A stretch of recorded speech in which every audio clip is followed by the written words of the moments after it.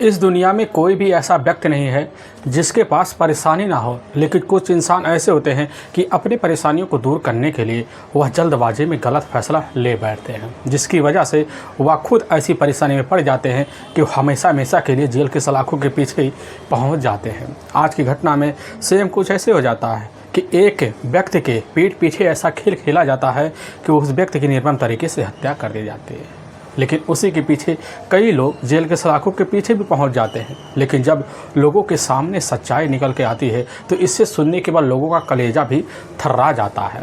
आखिर क्या था आज की घटना में, आज की घटना में क्या हुआ, आज की घटना की आप पूरी तह तक सच्चाई जानने के लिए इस वीडियो को आप लास्ट तक ज़रूर देखिएगा। नमस्कार दोस्तों, मैं प्रदीप कुमार आपको इस टेढ़ी बात चैनल पे मैं स्वागत करता हूं।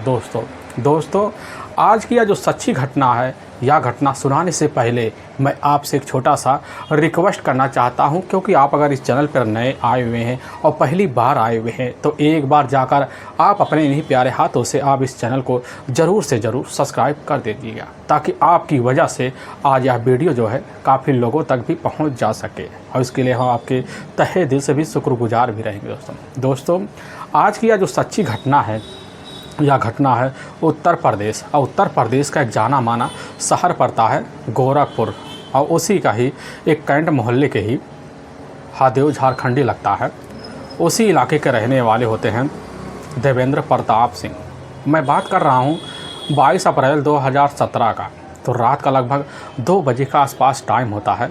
तो देवेंद्र प्रताप सिंह उस समय अपने कमरे में ही मौके पर काफ़ी गहरी नींद में अब सो रहे होते हैं। उनका अपना परिवार भी होता है, लेकिन तभी उसी बीच उनके दरवाजे पर किसी का बेल बजाने की बड़ी ज़ोर से आवाज़ आती है। लगभग 1 से 2 बार जब बेल बजता है तो उसी बीच देवेंद्र प्रताप सिंह जो होते हैं अपना चश्मा पहनने के बाद तुरंत ही अब दरवाजे पर पहुंचते तो खोलते देखते कि सामने पुलिस की टीम खड़ी हुई है, और वहीं पर कैंट थाने के ही एक इंस्पेक्टर होते हैं हरिओम वाजपेयी। मौके पर हरिओम वाजपेयी वहीं पर होते हैं, अपने डंडे लिए हाथ में खड़े होते हैं। अब उसी समय हरिओम वाजपेयी अब देवेंद्र की तरफ इशारा कहते हुए कहने लग जाते हैं कि इस कष्ट के लिए हमें काफ़ी ज़्यादा खेद है। यह बात सुनते हैं तुरंत ही देवेंद्र प्रताप सिंह कहने लग गए कि बताइए साहब क्या बात है। अब उसी समय हरिओम जो होते हैं कहने लग जाते हैं कि आखिर आपके बेटा और साथ में आपकी बहू होता है इस समय है कहाँ। और देवेंद्र प्रताप सिंह और जैसे यह बात होता है अब उधर जाकर हरिओम से सुनते कहने लग जाते कि साहब आप यह कैसा बात कर रहे हैं, आखिर हमारे बेटे जो होता है शाम के टाइम और हमारा अपना जो बहू है वह भी शाम के टाइम अपने हमारे पोते के साथ मौके पर अपने ही कमरे में सोने के लिए अब चले गए। अब पूरी रात तो वहाँ सो रहे होंगे, लेकिन यह बात जैसे सुनते हैं सुनने के बाद उसी समय हरिओम वाजपेयी और देवेंद्र से कह बैठते हैं कि आपका बेटा विवेक प्रताप सिंह की बेरहम तरीके से हत्या की जा चुकी है। लेकिन जैसे आप बात सुनते हैं सुनने के बाद उसी समय देवेंद्र प्रताप सिंह के पैरों नीचे से एकदम ज़मीन से खिसक जाती है, और जब खिसक जाती है तो उसी समय कहने लग जाते हैं कि साहब आप कैसी बात कर रहे हैं, हमारे बेटे तो अपने कमरे में सो रहे हैं। लेकिन उसी बीच जो होता है देवेंद्र प्रताप के अपना जो बड़ा बेटा होता है, साथ में बहू होते हैं, उसके अपने पोते भी होते हैं, सभी लोग नीचे चले आते हैं, और साथ में विवेक के अपने चाचा चाची भी होते हैं। सभी लोग पूरे परिवार के सदस्य लगभग उन्हीं के पास आकर खड़े हो जाते हैं। लेकिन उस समय ना उनकी अपनी बहू होती है सुषमा, ना उनका अपना बेटा होता है विवेक प्रताप सिंह, दोनों ही नीचे नहीं आते। और जब नहीं आते तो उनके मन में अब यह शंका हो जाती है। शंका होने की वजह से उसी समय वहाँ के जो इंस्पेक्टर होते हैं अब ओम हरि वाजपेयी कह देते हैं कि एक बार आप अपने बहू जो होता है सुषमा को बुला दीजिए। और यह बात सुनने के बाद उसी समय देवेंद्र प्रताप सिंह जो होते हैं नीचे से अपने बहू का नाम लेकर काफ़ी ज़ोर आवाज़ लगाते हैं। लगभग 2 से 3 बार आवाज़ लगाते हैं, लेकिन तभी उनकी जो बहू होती है सुषमा बाहर नहीं निकलती। लेकिन जैसे ही कुछ मिनट बीतते हैं तो इसी समय सुषमा जो होती है अपने कपड़े संभालते हुए मौके पर जीने से नीचे उतरना शुरू कर देती है। लेकिन जैसे नीचे से जीने पर खड़ी हो जाती है तो उसी समय उसकी जो नज़र होती है सामने पड़ती है, तो देखती है कि वहाँ पर जो इंस्पेक्टर होते हैं इधर ओम हरि वाजपेयी के बगल में 2 व्यक्ति खड़े होते हैं। लेकिन इधर सुषमा जैसे ही दोनों व्यक्तियों में एक व्यक्ति को देखती है तो उस समय एकदम सन्न से रह जाती हैं, और वहीं पर ओम हरि वाजपेयी जैसे सुषमा को देखते कहने लग जाते हैं, सुषमा एक बात बताओ, हमारे पास जो खड़ा हुआ व्यक्ति है क्या इस व्यक्ति को तुम पहचानती हो?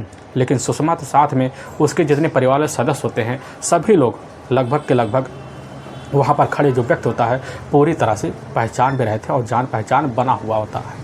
और पुलिस की वहाँ टीम होती है। उसी समय अब वहाँ जो इंस्पेक्टर होते हैं ओम हरि वाजपेयी सुषमा से कहने लग जाते हैं कि सुषमा देखो, हमारे सामने आप पूरी सच्चाई बता दो तो तुम्हारे लिए भलाई होगा। हाँ, अगर तुम इस व्यक्ति को नहीं पहचानती हो ना तो हम बता दें। यह बात सुनते सुषमा तो कुछ बोल नहीं पाती, लेकिन वहाँ पर इंस्पेक्टर ओम हरि वाजपेयी कहने लग जाते हैं कि यह व्यक्ति वही है जो तुम प्रेमी कामेश्वर सिंह उर्फ डब्लू है, और इसी ने तुम्हारे पति का बेरहम तरीके से हत्या कर अपने साथ डेड बॉडी ले जाकर मौके पर मोटरसाइकिल पर बैठकर वहाँ जैसे ही पहुँचता तो मौके पर हमारी टीम पहुँच भी जाती है और साथ में तुम्हारे पति की बेरहम तरीके से हत्या कर वहीं खड़ा रहता है। यह बात जैसे सुषमा सुनती उसी समय एकदम सोच में पड़ जाती है और वहाँ पर खड़े देवेंद्र प्रताप और उनके साथ में परिवार के जितने भी सदस्य होते हैं सुनते हैं सभी लोग वहीं पर चीख चिल्ला पड़ते हैं। लेकिन उसी समय अपने दिल को तसल्ली देने के लिए देवेंद्र प्रताप सिंह अपने बेटे के कमरे में जाते हैं, लेकिन जैसे ही कमरे में दाखिल होते हैं उसी समय उनका एक अपना पोता होता है जो लगभग 5 साल का होता है।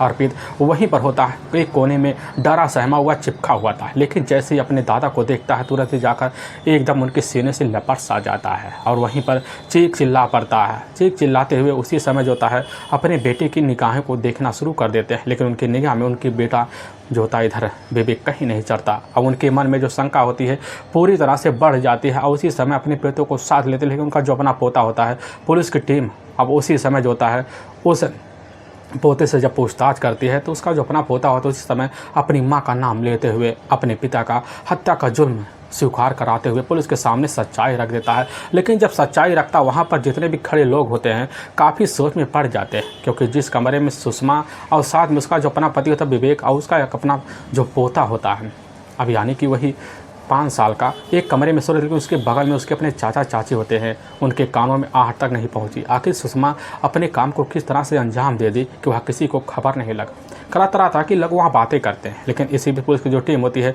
बगल में खड़ा होता है उधर डब्लू के ही पास राधे श्याम कन्नौजिया। पुलिस की टीम राधे श्याम कन्नौजिया को जो चेहरा देखती है तो वह भी एकदम अचंभे में पड़ जाती है। लेकिन सोचने वाली बात बड़ी ये होती है कि वहाँ पर खड़ी जो सुषमा होती है सुषमा के चेहरे पर एक भी सिकन तक भी नहीं होता है।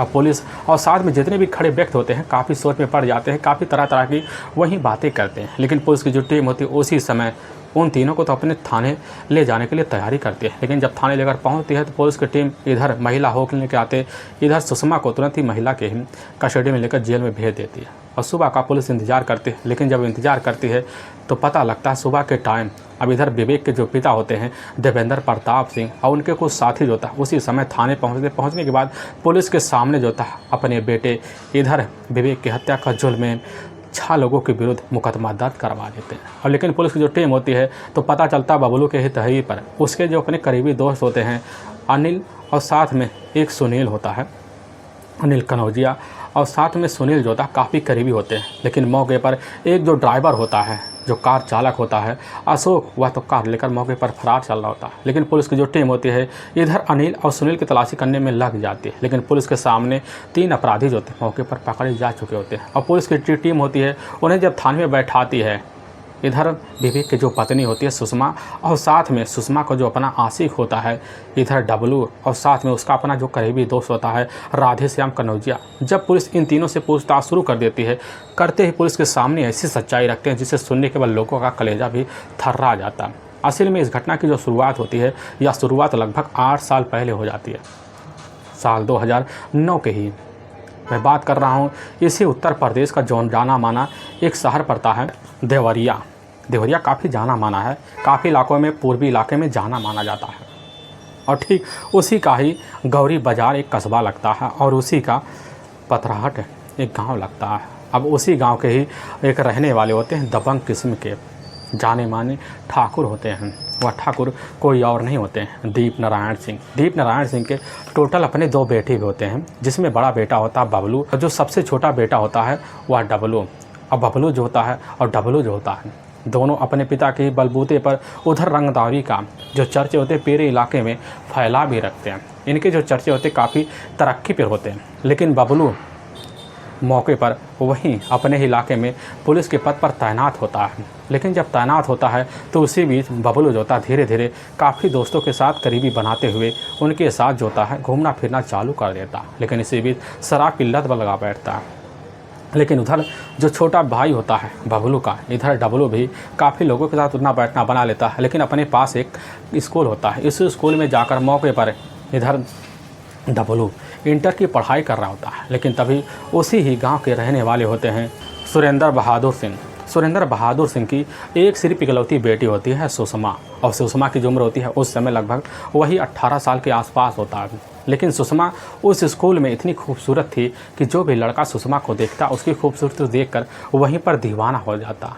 काफ़ी लड़के इर्द गिर्द सुषमा के घेरना शुरू कर देते हैं, लेकिन सुषमा के इर्द गिर्द जो सबसे ज़्यादा करीब लड़का होता वह कोई और नहीं लड़का होता, वह दीप नारायण का अपना ही बेटा होता है, वह यही डबलू होता है। लेकिन डबलू जैसे ही सुषमा को देखता, खूबसूरती देखकर एक ही नज़र में दीवाना हो जाता है। लेकिन जब पता पाता है कि हमारे गांव की रहने वाली, उसी दिन से सुषमा के साथ ही गांव में और बाहर भी आना जाना शुरू कर देता। आने जाने के बीच सुषमा के साथ धीरे धीरे प्रेम प्रसंग भी चालू हो जाता। लेकिन सुषमा को इतना पता हो जाता कि जो इधर बबलू जो होता है एक दमक किस्म का आदमी है। लेकिन तब भी इधर सुषमा जो होती है अब डबलू से दोस्ती बना लेती है, क्योंकि जानती है कि बबलू इसका जो अपना बड़ा भाई है काफ़ी दमक किस्म का है। वह जो होती है तब भी डबलू से रिश्ता रखने के लिए इनकार नहीं कर पाती और रिश्ता रख भी लेती है इधर डबलू। और साथ में अब जाकर सुषमा के बीच धीरे धीरे प्रेम संबंध के जो चर्चे होते हैं पूरे इलाके में होना शुरू हो जाते हैं। होते होते काफ़ी लोगों के कान में पहुंच चुका होता है। लेकिन जिसके भी कान में पहुंचता है वह इधर दीप नारायण के बेटे का नाम सुनते ही एकदम दंग सा रह जाता है, क्योंकि मैं बात कर रहा हूँ साल 2010 की ही। तो बबलू जो होता है, बबलू मौके पर जब उसकी पोस्टिंग उत्तर प्रदेश के पुलिस विभाग में होती है तो मौके पर उसी समय शराब कितना लत लगा बैठता है, जिसकी वजह से उसको पुलिस से रिटायर कर दिया जाता है। रिटायर करने की वजह से इधर बबलू काफ़ी ज़्यादा परेशान हो जाता है और शराब की लत लगा बैठता है। तभी साल 2010 के ही लास्ट का महीना होता है। सुबह सुबह का जैसे ही टाइम होता है तो उसी वक्त बबलू की जो लाश होती है वह मौके पर गांव के बाहर एक तालाब होता है, उसी में वर्दी सहित तैरते हुए मिलती है। अब इसकी खबर जैसे डबलू के पिता इधर दीप नारायण सिंह को पता लगता है, लगने के बाद वह भी वहीं पहुँचते हैं, देखते अपने बेटे के बॉडी को तो फूला हुआ तैरता हुआ, तो एकदम दहाड़े मार कर चिल्ला पड़ते हैं। काफ़ी लोग सताना समझाते बुझाते हैं, लेकिन डबलू के जो परिवार वाले होते हैं वह पूरी तरह से समझ जाते हैं कि इधर जो था बबलू की आत्महत्या नहीं हुई है, बल्कि उसी बेरहम तरीके से हत्या कर दी गई है। लेकिन इधर जो होता है उस समय डबलू तो अपने भाई के हत्यारे के बारे में तलाशी करने में लग जाता है, काफ़ी मेहनत भी करता है। तभी जो होता है उसको किसी के द्वारा पता चलता है कि हमारे ही गांव का रहने वाला हमारा एक जो होता है विरोधी है। अब रमेश सिंह जो था हमारे भाई से काफ़ी दिन खुन्नस खाए बैठा था और उसी का हाथ पूरी तरह से है। और डबलू को जब यह पूरी तरह से यकीन हो जाता है तो उसी दिन से जो होता है इधर रमेश से जाकर दोस्ती का हाथ बढ़ाता है। काफ़ी दिन तक इनका दोस्ती इस तरह चलता है कि ज़्यादा ज़्यादा जो पैसा होता है डबलू रमेश सिंह के ऊपर खर्च करना शुरू कर देता है, क्योंकि रमेश सिंह जो होता है मौके पर एक शराब की आदी होता है। और इसी का फ़ायदा उठाकर जो होता है डबलू रमेश के साथ दोस्ती बनाता है, तो हर दिन उसको शाम को टाइम टेके पर ले जाता और शराब का पैक लगवाता। अब यह सिलसिला जब चलने लग जाता है कि साल 2011 में ही वही मार्च का महीना होता है, तो उसी महीने में जो होता है मौके पर एक दिन शाम के टाइम डबलू जो होता है अब इधर ले जाकर रमेश सिंह को एक साइड में खड़ा हो जाता है। वहीं पर उसको खड़ा होकर के काफ़ी सारे पैक लगाता है, लेकिन अपने हाथ में लिया हुआ डबलू एक हंसिया होता है। उसी हंसिया से रमेश सिंह का जो गर्दन होता है धड़ से अलग कर देता है और मुंडी अपने हाथ में लेकर पूरे गाँव में चलना शुरू कर देता है। लेकिन गाँव में जिसकी भी नज़र जो होता है और रमेश की मुंडी पर पहुंचता है तो देखते हैं डबलू को उस समय एकदम शांत से जाते हैं, पूरी दंगाई का माहौल बन जाता है। लेकिन उसी समय डबलू अपनी माँ के पास जाता कहने लग जाता है कि हमने अपने भाई का बदला ले लिया है। यह बात उसकी माँ भी सुनती है। इसकी जो खबर होती है वहाँ पुलिस को लग जाती है, लेकिन पुलिस की टीम जब तक खबर पाती है इधर डबलू जो होता है मौके पर फरार हो जाता है। फरार होने के बाद कुछ दिन पुलिस तलाशी करती है, लेकिन पुलिस के हथकंडे पे चढ़ जाता है, पुलिस को गिरफ्तार करती है। लेकिन जब गिरफ्तार होने के बाद दोबारा जेल से छूटता है तो इधर जो होता अपनी जो प्रेमिका होती है इधर अब सुषमा से मिलने के लिए दोबारा जारी कर देता है। और दोबारा जब जारी हो जाता है तो कुछ दिन और चलने लग जाता है। लेकिन जब चलने लग जाता है दोनों के बीच प्रेम संबंध के जो चर्चे होते हैं दोबारा फैल जाते हैं और ऐसे चलते चलते कुछ दिन और चलता है। लेकिन तभी साल 2013 का वह वर्ष होता है। उस वर्ष में डबलू के मन में कुछ शंका हो जाता है कि असल में डबलू को लगने भी लगता है कि रमेश सिंह का एक अपना करीबी दोस्त है जो हमारे ही गांव का रहने वाला पूर्व प्रधान है और साथ ही बदमाश भी है, अरुण सिंह जो होता है वह मौके पर रमेश सिंह का काफ़ी करीबी दोस्त होता है। उसको यकीन हो जाता कहीं ना कहीं अरुण हमारी जान के पीछे ज़रूर पड़ा है और इसीलिए मौके पर ठान भी लेता है कि हमें कैसे ना तैसे कर अरुण सिंह को भी रास्ते से लगाना पड़ेगा। और लेकिन उसी दिन उसी फिराक में लग भी जाता। और लेकिन जब लग जाता है इधर जाकर डब्लू और साथ में मौके पर सुषमा के जो प्रेम संबंध के जो चर्चे होते हैं इलाके में फैलने की वजह से सुषमा के जो अपने पिता होते हैं अब जाकर सुषमा के ऊपर काफ़ी पाबंदी लगा देते हैं। लगाने की वजह से अब इधर डब्लू भी परेशान हो जाता, मिलने के लिए बेकरार हो जाता। तभी उसी होता है सुषमा को अपने साथ बहला फुसलाकर एक मंदिर में जाता, वहीं पर रीति रिवाज के तहत शादी कर लेता है। लेकिन जैसे सुषमा के जो पिता होते हैं इधर जब उनको पता चलने के बाद भाई एकदम सहम से जाते हैं, ना कुछ सोच पाते हैं ना कुछ समझ पाते हैं। काफ़ी बदनामी के डर से अपने घर में चुप बैठ जाते हैं, क्योंकि उनकी हिम्मत नहीं होती कि वह जाकर दीप नारायण के सामने उनकी अपने बेटे डब्लू की बात रख सकें। बैठे रहते हैं, लेकिन जब काफ़ी हार जाते हैं तो पुलिस का सहारा लेते हैं और साथ में कुछ अपने करीबी को सहारा लेते हैं। इधर जब जैसे डब्लू को पता चलता, डब्लू जो होता है सुषमा को ले आकर इधर उनके घर छोड़ देते हैं। अब दोबारा जब पता पाते हैं, पता पाने के बाद उधर जो होते हैं डब्लू अरुण को तलाशी करने के लिए लग जाता है। फिर जाकर अरुण से भी दोस्ती बना लेता है। कैसे ना कैसे कर रमेश का जो दोस्त है अरुण को भी रास्ते से ठिकाना लगाना पड़ेगा, नहीं तो एक दिन हमें खुद जान से हाथ धोना पड़ जाएगा। लेकिन इधर जो होते हैं सुषमा के पिता भी काफ़ी ज़्यादा अपनी बेटी से परेशान हो जाते हैं, क्योंकि मिलना जुलना सुषमा और साथ में अब जाकर डब्लू का चालू रहता है। और जब परेशान हो अपनी बेटी के लिए एक ऐसे रिश्ते की तलाशी करते ताकि हमारी बेटी का कहीं ना कहीं रिश्ता चल बसे। और लेकिन तभी जो होता इधर पुलिस की टीम और दोबारा साल 2013 का ही वही जब फरवरी का महीना आ जाता है, उसी महीने में जाकर डब्लू को पुलिस जो होती है दोबारा रमेश की हत्या के जुर्म में अपने कस्टडी में लेती है और थाने में ले जाकर बंद कर देती है। लेकिन इधर जैसे ही सुषमा के पिता को पता चलता तो उसी समय सुषमा के लिए रिश्ते की तलाशी करते हैं, क्योंकि उस समय वह खुला महसूस करते हैं। जब तलाशी करते हैं तो गोरखपुर का ही इलाके का जो पड़ता है लड़का वह रहने वाला बस वही होता है।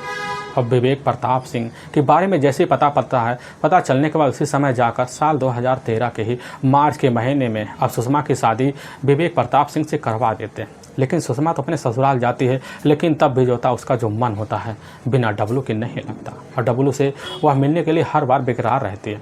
लेकिन डब्लू जो होता है जब दोबारा जेल से छूटता है, अब छूटने के बाद जो होता है अब इधर सुषमा के पीछे जब पड़ जाता है तो पता चलता कि सुषमा जो होती है शादी करके तो अपने ससुराल चली गई है। लेकिन जब पता चलता है वह तब भी सुषमा के पिता को कोई हानि नहीं पहुंचाता, क्योंकि वह उसके प्रेमिका के जो पिता होते हैं। लेकिन सुषमा से मिलने के लिए उसके ससुराल भी आना जाना शुरू कर देता है, चोरी छुपे मुलाकात शुरू कर देता। लेकिन जब मुलाकात शुरू कर देता है तो इसी बीच सुषमा के जो पिता होते हैं उनको जब पता चलता वह भी काफ़ी हैरान रह जाते हैं। लेकिन उनकी हिम्मत नहीं होती कि जाकर दीप नारायण सामने उनके बेटी का कुछ किस्सा रख सकें।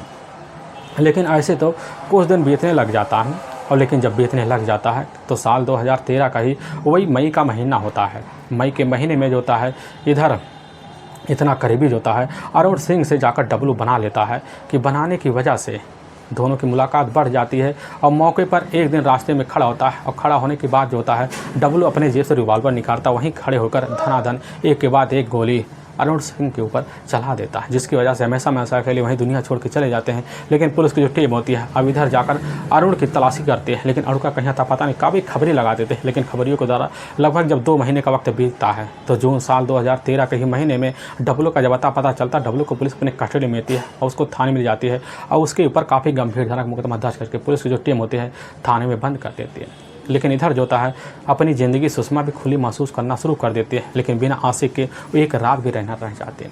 लेकिन इधर सुषमा के जो अपने पिता होते हैं वह भी अपनी ज़िंदगी खुली महसूस करना शुरू कर देते हैं। लेकिन ऐसे करते करते अब 5 साल का वक्त बीत जाता है। लेकिन जब 5 साल का वक्त बीत जाता है अब इधर जो था दीप नारायण काफ़ी मेहनत करते हैं, उनकी मेहनत जो होती जल्द से जल्द रंग लाती है।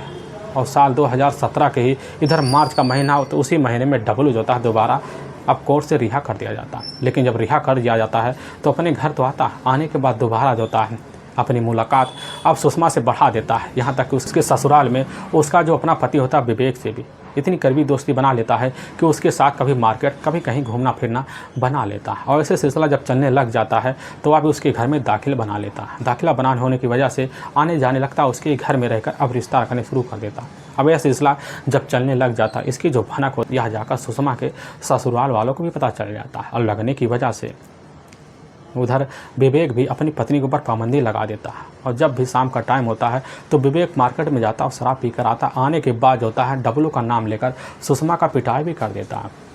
लेकिन इधर सुषमा का एक अपना बड़ा बेटा भी हो चुका था, जिसकी उम्र लगभग वही 4.5 के आसपास हो चुका होता। अब सुषमा भी अपनी ज़िंदगी को समझते थे, लेकिन इस तरह अपने पति और अपने बेटे को दरकिनार कर बैठती है कि अपने आशिक को पाने के लिए किसी भी हद तक गुजर जाने के लिए तैयार खड़ी रहती है। और तभी एक दिन मौके पर जैसे ही मार्ग में पहुँचती है उसी समय अब वहीं डब्लू पहुँच जाता है। तो डब्लू से मुलाकात करते हुए कह देती है कि डब्लू, हमारी ज़िंदगी तुम्हारे बगैर एकदम नरक सी लग रही है, क्योंकि हमारे पति को पाकर हमारी ज़िंदगी में कुछ बनने वाला नहीं है, और इसीलिए हम चाहते हैं कि हमें इस जिल्लत से छुटकारा दिलाने के लिए कोई ना कोई हथकंडा अपनाओ। यह बात सुनता डब्लू कहने लग जाता है कि उस समय तुम ही कोई रास्ता हमें बता दो। डब्लू उसी समय जब बात सुनाता है तो इधर जो होती है सुषमा अभी कहने लग जाती है कि हमारे पास बस एक ही रास्ता, कैसे ना तैसे कर कर हमारे पति को हमारे रास्ते से ठिकाने लगा दो। अब यह बात डब्लू जैसे सुनता कहने लग जाता है, बस यह छोटी सी बात है, इसको तो हम पल भर में कर देंगे। लेकिन सुषमा भी कह देती है, इस काम को इस तरह अंजाम देना ताकि हमारा काम भी हो जाए और हम पुलिस के हथकंडे ना तुम पुलिस के हथकंडे चढ़ पाओ। यह बात सुनने के बाद तुरंत डब्लू जो होता है सुषमा की बातों पर एकदम मनमोह हो जाता है, कहने लग जाता है कि सुषमा तुम थोड़ी भी चिंता मत करो, यह काम बड़े आसानी से हो जाएगा। और उसी दिन से जो होता है अब इधर डब्लू अब जाकर विवेक के रहस्यमय हत्या के खोज में लग जाता है। और तभी जो होता है ठीक अब 22 अप्रैल 2017 का ही अब जैसे शाम का टाइम होता है और शाम के टाइम में सुषमा जो होती है इधर अब डब्लू के पास फ़ोन करती कहने लग जाती है कि आज तुम्हारे पास काफ़ी अच्छा सा मौका है। और डब्लू यह बात सुनने के बाद अब उसी समय अब बिना देर किए अपने 3 करीबी दोस्त को लेता है, जिसमें राधे श्याम एक होता है कन्नौजिया और एक होता है सुनील कन्नौजिया और एक उसी में होता है अनिल। अब तीनों मिलकर इस घटना को अंजाम देने के लिए उसी दिन बड़े चालाकी भरे कदम उठाते हैं और इस तरह कदम उठाते हैं ताकि लोगों को हमारे इस काम के बारे में अता पता ना लगे। और तुरंत जो था डब्लू तीनों को साथ लेता है और अपने पिता का ही कार लेता है और कार में तीनों लेकर बैठ जाता। और जब बैठ जाता तो उसी समय अपनी कार चलाते अब बिशुनपुरा पहुंच जाता। लेकिन बिशुनपुरा के जैसे करीब पहुंचता है तो बगल में ही एक प्रदूषण नियंत्रण का बोर्ड लगाता, वहीं पर लेकर अपनी कार रोक देता है। लेकिन कार का जो ड्राइवर होता है वह अशोक होता है जो ड्राइवरी कर रहा होता है। लेकिन अशोक जो होता है उसी कार में तो रुक जाता है। लेकिन मौके इधर राधे श्याम कन्नौजिया और साथ में अनिल कन्नौजिया और साथ में जो होता है सुनील और इधर जो होता है डब्लू चारों मिलकर मौके पर वहीं से निकल पड़ते हैं। निकलने के बाद विवेक के कमरे पर जैसे पहुँचते तो बाहर खड़े हो जाते हैं। खड़े होने के बाद उधर दरवाज़ा खुलता, लेकिन खोलने वाली कोई और नहीं होती, वह होती है सुषमा। लेकिन सुषमा जैसे इधर अब डब्लू और साथ में राधे श्याम को देखते उसके चेहरे पर मुस्कान सी बन जाती है और डब्लू और राधे श्याम को अपने साथ लेने के बाद अपने पति के कमरे में जाती है। लेकिन जब जाती है तो अपने पति को देखते काफ़ी गहरी नींद में होते हैं और उसी वक्त डब्लू और साथ में राधे श्याम मिलकर एकाएक जो था वहीं गला दबाकर विवेक की हत्या कर देते हैं। लेकिन जब हत्या करने लग जाते हैं तो वहीं पास में सो रहा जो बच्चा होता है 5 साल का मौके पर सारा नज़ारा देख रहा होता है। तो देखते वक्त जो होता है इधर अब डब्लू की नज़र उस बच्चे पर पड़ जाती है। तो आंख मिलाकर जैसे बच्चे को देखता तो बच्चे वहीं शांत होकर मौके पर बहाना मार कर सो जाता है। और जैसे ही इधर सुषमा को लगने लगता है कि हमारे पति की मौत हो चुकी है तो उसी समय एक षड्यंत्र बनाती है। उसी षड्यंत्र के तहत बगल में रखा हुआ एक ईंट से जो होता है अपने पति के सर पर काफ़ी ज़ोरदार प्रहार करती है। जब उसको यकीन हो जाता है कि हमारे पति की अब तो मौत हो चुकी है, तुरंत ही अपने पति के बॉडी को उन्हें दोनों को सहारा लेकर जब उठवाती है तुरंत ही छत पर ले जाती है। वहीं से पीछे वाला जो ग्राउंड होता है उसी पर ज़ोर से धक्का मरवा देती है।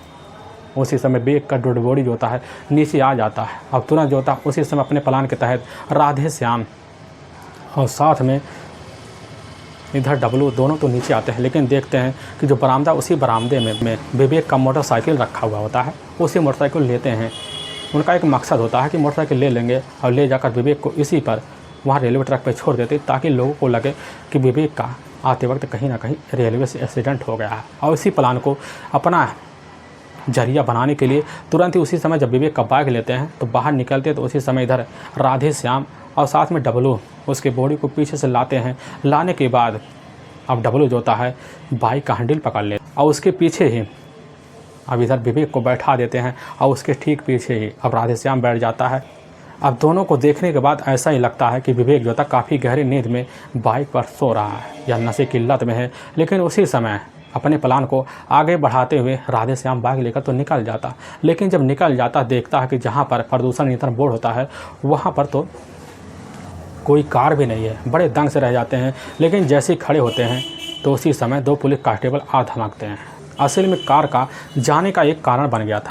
असल में जब कार वहाँ खड़ा होता है तो इधर जैसे ही अब राधे श्याम और साथ में डब्लू चले जाते हैं और उसके अपने दो दोस्त होते हैं वह भी वहाँ से चले जाते हैं। तो उसी वक्त पुलिस के 2 कांस्टेबल गश्त कर रहे होते हैं और उसी कार के पास पहुँचते हैं। जैसे पूछताछ करते हैं तो अशोक डर जाता है, अपनी कार लेकर वहाँ फरार हो जाता है। तभी पुलिस के मन में कुछ शंका हो जाता है और जब शंका हो जाता है पुलिस की जो टीम होती है उसी समय अपने नज़दीकी तो पुलिस थाना होता है रामगढ़ ताल में फ़ोन कर देते हैं। वहाँ के कांस्टेबल भी आते हैं। आने के बाद होता है उनके मन में कुछ आशंकाएँ होते हैं, लेकिन वहीं पर खड़े होते हैं। लेकिन जैसे ही बाइक लेकर अब इधर राधे श्याम और डब्लू पहुंचते हैं तो पहुंचने के बाद पुलिस देखती है तुरंत ही वहीं पर उनसे कुछ पूछताछ करती है, लेकिन उनके जो चेहरे के हाव भाव होते हैं पूरी तरह से उड़ जाते हैं। लेकिन पुलिस की टीम जैसे ही विवेक को पकड़ती जगाने की कोशिश करते विवेक जो होता है तुरंत ही उसी समय बाइक से गिरकर ज़मीन पकड़ लेता है। लेकिन पुलिस देखती इस अवस्था को समझ जाती है बस करो यही दोनों हत्यारे हैं, क्योंकि विवेक का उस समय शरीर में कोई हलचल नहीं थी। लेकिन पुलिस जैसे ही इधर दबाव में इन दोनों को पूछताछ शुरू करवाती है, करते ही पुलिस के सामने दोनों टूट जाते हैं। पुलिस के सामने उसी समय सुषमा का नाम लेते हैं। लेकिन इधर सुषमा जो होती है बड़े ही साथी तरीके से पति के जाने के बाद अपनी कमरे की बड़ी सफाई करती है, यहाँ तक कति और रजाई गद्दे की खोल भी बदल देती है और बदलने के बाद जो होता है अपने कमरे में सोने की तैयारी करती है। लेकिन तब तक पुलिस तो आ पहुँचती है। लेकिन वाकई में दोस्तों पुलिस के सामने जब यह सच्चाई जो होता है इधर सुषमा और साथ में राधे श्याम और डब्लू की तहरीर पर आता है तो पुलिस एकदम हिलसा जाती है, क्योंकि उस समय सुषमा का जो अपना बेटा होता 5 साल का वह पुलिस के लिए गवाह बन जाता है। क्योंकि पुलिस के सामने उस बच्चे ने ऐसी बात रखी थी, कहने लग जाता है या हमारे पापा को हमारे जो चाचा होते हैं बेरहम तरीके से उनके गले पर हाथ रख के खड़े होते हैं। तो उसी समय वह चाचा हमें भी मारने की कोशिश कर, लेकिन हमारी माँ कह देती है क्या तुम्हारा ही बेटा है। यह बात सुनने के बाद दोनों तो शांत हो जाते, लेकिन हमें नहीं मारते। लेकिन पुलिस जब यह बात सुनती तो एकदम दंग सा रह जाती है कि आखिर कैसी माँ थी। लेकिन वाकई में दोस्तों पुलिस के सामने जब यह सच्चाई आता है सुनने के बाद पुलिस की जो टीम होती है बिना देर किए अनिल और सुनील की तलाशी करती है, उनको भी जल्द से जल्द गिरफ्तार कर लिया जाता है। लेकिन इधर अशोक पूरी तरह से फरार चलता है। लेकिन पुलिस की जो टीम होती है उस कार को तो अपने कस्टडी में ले लेते हैं। लेकिन इधर पुलिस की टीम होती है बिना देर किए अब इधर जाकर डब्लू और साथ में सुषमा और अनिल और सुनील को ले जाती है, वहाँ के कोर्ट में पेश कर देती है। इन 5 के ऊपर काफ़ी गंभीर धर्म मुकदमा दर्ज किया जाता है। दर्ज करने के बाद ले जाकर हमेशा के लिए जेल के सलाखों के पीछे डाल दिया जाता है। दोस्तों हमें इस घटना का सुनाने का उद्देश्य किसी को परेशान करना नहीं है और ना ही किसी के दिल को ठेस पहुँचाना है, बल्कि आपको यह बताना है कि आप जहाँ भी रहें आप सावधान और सतर्क जरूर रहे। दोस्तों फिर मिलेंगे एक नेक्स्ट वीडियो लेकर, तब तक के लिए जय हिंद और जय भारत।